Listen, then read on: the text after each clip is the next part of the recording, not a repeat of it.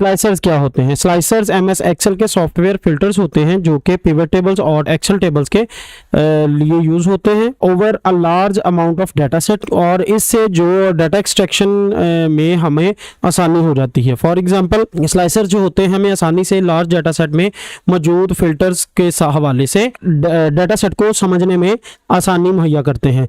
Slicer जो होते हैं सिर्फ टेबल की फॉर्म में जो डाटा होता है उस पर ही एप्लीकेबल हैं। ये जो डाटा सेट हमारे पास होता है जनरल फॉर्मेट में, उसके लिए ये एप्लीकेबल नहीं होते। सारे डाटा सेट को सिलेक्ट करने के बाद Ctrl+T प्रेस करेंगे तो ये आपके पास पॉपअप शो होगा क्रिएट टेबल्स।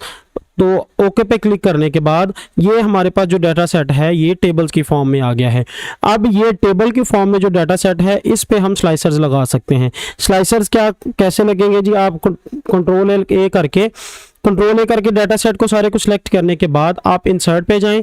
इंसर्ट में जाने के बाद आप यहाँ पे देखेंगे कि फिल्टर जो टूल बार ग्रुप है इसमें स्लाइसर मौजूद है। आप स्लाइसर पे क्लिक करेंगे तो आपके पास ये इंसर्ट स्लाइसर पे आ जाएगा।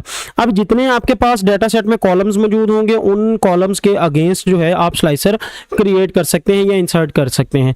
आप एम्प्लॉय आईडी का अलग स्लाइसर बना सकते हैं, एम्प्लॉय नेम का, डेजिग्नेशन का, डिपार्टमेंट का, सैलरी का, एम्प्लॉय डेट ऑफ बर्थ का, एम्प्लॉय डेट ऑफ ज्वाइनिंग का।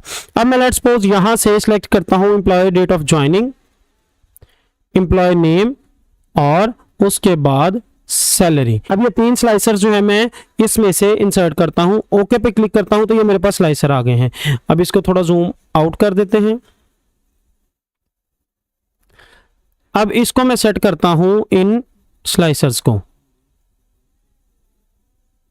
ये मेरे पास 3 स्लाइसर्स हैं।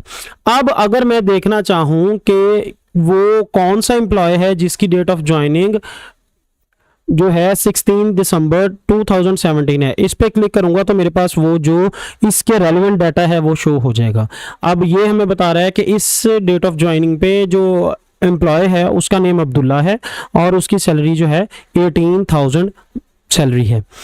अब अगर मैं इसके बाद देखना चाहूँ जिसकी डेट ऑफ ज्वाइनिंग 5 जून है वो कौन सा एम्प्लॉय है, वो हमारे पास डाटा सेट शो हो जाता है। उसमें employ name, designation, department, salary, employ date of birth और एम्प्लॉय डेट ऑफ ज्वाइनिंग जो है वो शो हो जाएगी।